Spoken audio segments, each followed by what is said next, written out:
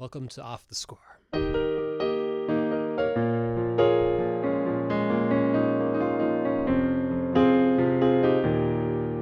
right, today we're going to be taking a look at the song Clocks by Coldplay, which high school me was really into the song. It came out around 2002, 2003, and it's one of the first songs I remember just being very into. I've, got playlists full of songs now that I enjoy, and that was one of the OGs, which is pretty cool. So in this video, what we're going to do is I'm going to talk you through how to figure the song out. I'm also going to show you how to play it, but I'm going to take you through the process of, okay, how do you do this by ear without music?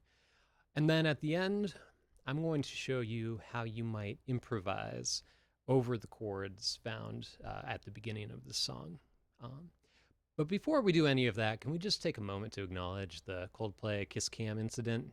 Just how amazing and wild that whole thing was. For those of you who do not know what I'm talking about, maybe you're watching way in the future, there was a Coldplay concert where they did a kiss cam, and the people on the screen that got picked immediately panicked and were super awkward about it. And it ends up that the guy was the CEO of a company and was cheating on his wife. So don't cheat on your wife. I think that's a pretty safe takeaway from that. And also, had they both not panicked, they probably would have been fine and the internet wouldn't have discovered it, perhaps. I don't know. Anyway, I'm just glad we could all come together over that. So, getting distracted, let's jump into some Coldplay. So, I'm not going to talk too much about figuring out the notes at the beginning, but we are going to use the first three notes to talk about what scale are we in. And the first three notes are, which already gives us a lot of information. B flat, E flat, and it makes an E flat major chord, which this is root position. This has our fourth, so if you move the E flat down, now we're in all thirds. This is how we think about chords. This would be in root position. So an E flat major chord. And if we think about how the song goes, and the point we would land does feel like it is on that chord. So we know we're in the key of E flat and probably E flat major. Probably. That is a little misleading because I don't think that's actually the best way to describe it. But to start, it does seem like E flat major, which the key of E flat has three flats: B flat, E flat, and A flat. All right. So, and we start with the E flat chord. So let's see if we can move on to the second chord and figure it out. That is a very key note, and if you're thinking in terms of E flat major, it's not in the scale. And that's because I think a better answer to what key are we in is more of an E flat mixolydian, which mixolydian lowers the seventh note of a major scale. Yeah. So if we think in terms of that, suddenly I think we have what our scale is. So we go from, and this one, again, we have our fourth. Let's get rid of that fourth. We're going to move it up an octave to a B flat minor chord. So we go from E flat major to B flat minor. And the chord's going to match it underneath, so that makes it pretty easy. This is an example where they're just outlining the chord, which makes it super easy to figure out what the chord is because you can hear each note one at a time. Part of the reason why I'm starting this series with this song is because that makes it a lot more manageable. Let's do our final chord, which is just an F minor chord in the key. Again, all these notes, if we're thinking in E flat mixolydian, all these notes appear in the scale, meaning we don't have to really worry about like going outside of the scale, at least for now. So putting it all together, we just got to get that 1 2 3 1 2 3 1 2 1 2 3 1 2 3 1 2 1 2 3 1 2 3 1 2 feel down. So ba ba ba ba. I'm tapping my foot for ba ba bum bum bum bum bum bum. So if we're keeping track of the beats, the second note actually lands halfway between the beats. So for the muscle memory, you just got to do that a bunch of times. It's very mechanical. So, all right. Let's think about the melody once the verse comes in. So, let's go out. So it starts on the tonic. And immediately we understand what the D flat is really doing here. We're in the key of E flat mixolydian, but for the first chord, so if we added that D flat right away, suddenly it's very bluesy.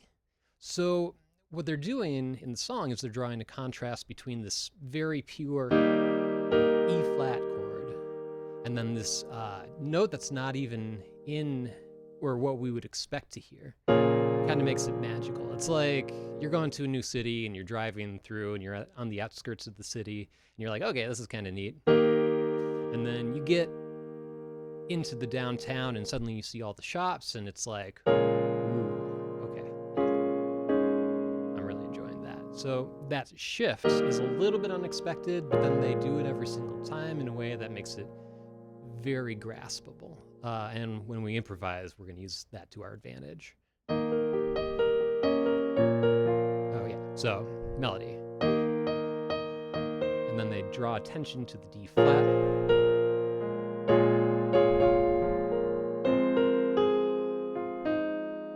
And then we would basically just repeat that.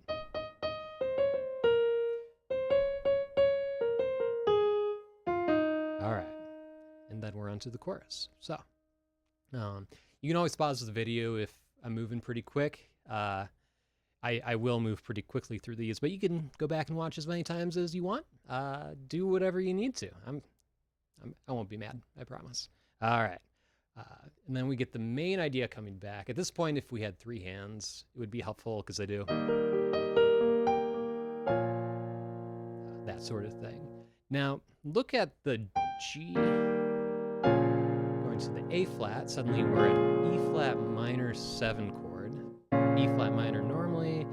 The 7th is going to add some complexity to the chord. And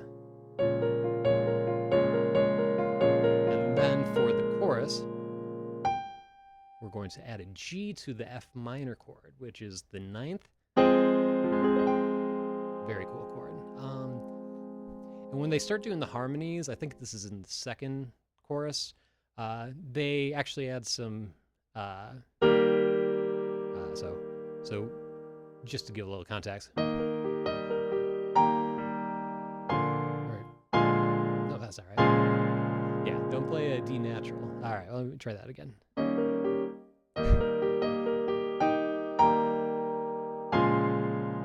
And this is actually that same idea. It's a B flat minor 9 chord with that flat 7 as well. Super nice. So they're doing some what we call extensions in order to make the sound a lot more complex. And it really is put against that A flat major chord in a nice way. And then, all right. And with that, that should be enough information to more or less get you through, I think, the first and second verse, first and second chorus. There is one other part that is happening in the song, and at this point, the song modulates. It goes outside of the key into, I think the best description of it would be the key of D flat major. But it starts on what would be the 4 chord. So suddenly we're at 5 flats, and it's going to jump to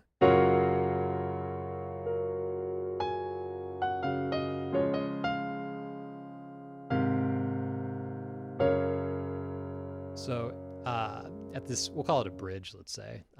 We're starting with a G flat major 7 chord, which, again, that 7th's going to add some complexity, and it's a very nice, smooth chord to listen to.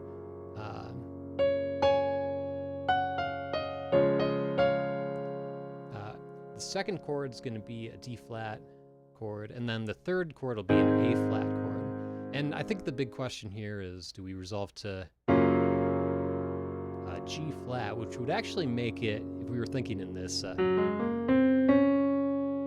would be a Lydian scale, which is a major scale with a raised fourth. And I'm going to do videos on all the modes and things so that you're not sitting there like, oh, what are all these scales? I never even heard of them, because it ends up there's a lot of different scales. But yeah, so I'll leave it to you to decide if resolving to the D flat is better or the G flat, and I'll play it both ways. So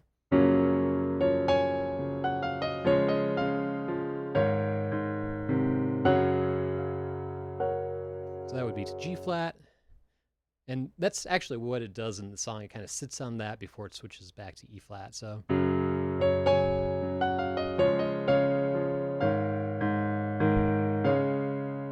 yeah, and actually here I don't think landing at D flat really makes that much sense. It sounds too nice for what the song's doing. So all right, we're gonna say we're feeling it in G flat Lydian, which gives it, again, kind of a more mystical feel, which I think Coldplay uses that sort of thing a lot to really make the songs interesting. So, all right, let's improvise over it a little bit. And we're going to take what we've been talking about so that we can apply the scales in a way that makes sense. So, E flat major, we're going to go back to the original set of chords. All right. So for the E flat, there's two notes I think we want to avoid. We said earlier we don't want that D flat because it's like suddenly bluesier, and it adds a characteristic that we really don't want. We want that pure E flat sound. One other note I would avoid is A flat, and that's because whenever you do a major or mixed Lydian scale, the fourth note is actually going to conflict with the left hand because these two notes, the G and the A flat, are a minor second interval. It's grody. We don't want that. I say this with a caveat, though, because in the next chord, which is the B flat minor 7, it actually is a note that is really nice with that and one we probably want to use. So as long as you do that resolution, it actually kind of works. You just have to be sure to resolve it. One of the kind of neat features about music that you can use this dissonance in a way that sounds bad for a moment, and as long as it resolves to something that makes sense to the listener, it works. So so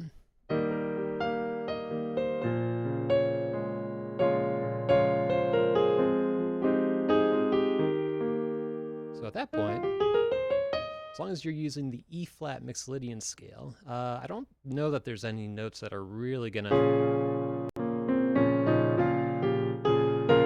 conflict with that B flat minor 7 chord, so you're golden for that. For the F minor chord, I would say the D flat's probably a little rough. When we're in the major scale, it's that fourth note. The relative minor is actually, we have the same issue. So in the case of C minor, an A flat is gonna clash a little bit. So in this case, we're looking at D flat against the F minor chord. Not going to sound great. And it's also not going to resolve to the E flat. So that is a note we definitely want to avoid. So, all right, I'm just going to improvise a little bit, and then we're going to call it good for today's video. If you enjoyed watching this, if you feel like you learned something, if you have any advice for me, get in the comments, subscribe. I'm a new channel. I could use more subscribers, which would be amazing. Send it to people who are interested in theory and enjoy the growth that's going to happen on this channel, where I become more fluent in how I present all this information. And yeah, just support me if you enjoyed the video. So let's improvise a little bit.